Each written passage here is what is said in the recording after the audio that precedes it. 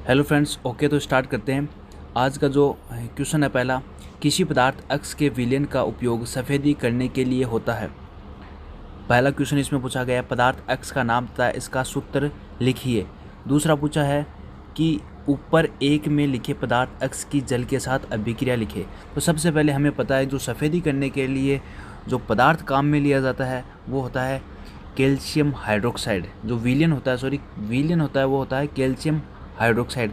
और वो किस पदार्थ का विलयन होता है, तो वो किसका होगा भाई, कैल्शियम ऑक्साइड का, CaO।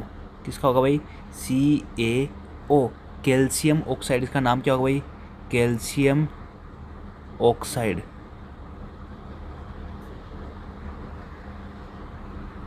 कैल्शियम ऑक्साइड की जब हम जल के साथ अभिक्रिया करवाते हैं, कैल्शियम ऑक्साइड की जल के साथ अभिक्रिया करवाते हैं तो कैल्शियम हाइड्रोक्साइड का निर्माण होता है। और उस कैल्शियम हाइड्रोक्साइड का जो जलीय विलयन होता है उसका उपयोग हम करते हैं जो सफ़ेदी करने के लिए करते हैं। तो इसके पहले क्वेश्चन का आंसर क्या होगा, पदार्थ अक्स का नाम क्या होगा, CaO।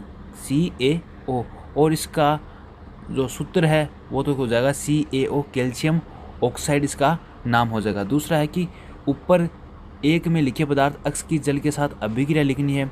तो जल के साथ इसकी अभिक्रिया किस प्रकार से लिखेंगे हम, जैसे कि कैल्शियम ऑक्साइड प्लस H2O, और इससे बनेगा कैल्शियम हाइड्रोक्साइड, साथ में जो हाइड्रोजन गैस है, कौन सी गैस, हाइड्रोजन गैस का निष्कासन होगा।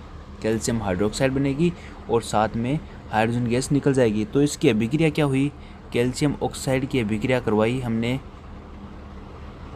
जल के साथ, तो बना क्या भाई, calcium hydroxide plus hydrogen gas.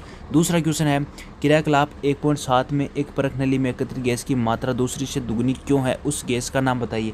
जो क्रियाकलाप 1.7 है बुक में जो है जल का वैद्युत अपघटन, जल के वैद्युत अपघटन का है। तो जल के वैद्युत अपघटन में हमें पता है कि जल का वैद्युत अपघटन जब भी होता है यानी कि H2O होता है, उसका अपघटन होगा किसकी उपस्थिति में, विद्युत की उपस्थिति में।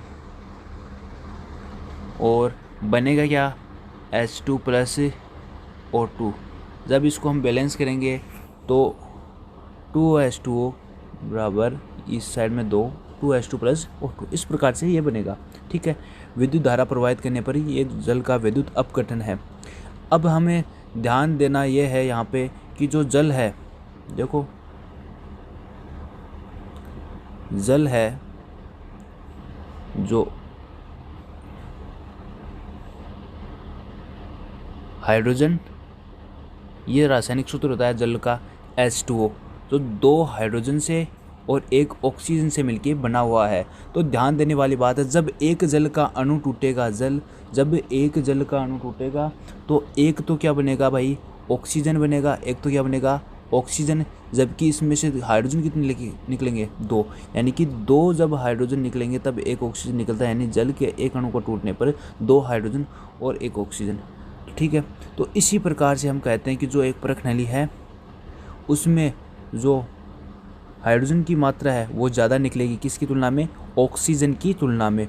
और जो हाइड्रोजन है वो किस पार्ट की तरफ जाएगी, ये जाएगी कैथोड के पार्ट की तरफ, कैथोड परख नली उसमें जाएगी हाइड्रोजन और एनोड पे जाएगी ऑक्सीजन। ठीक है, तो इस प्रकार से क्वेश्चन का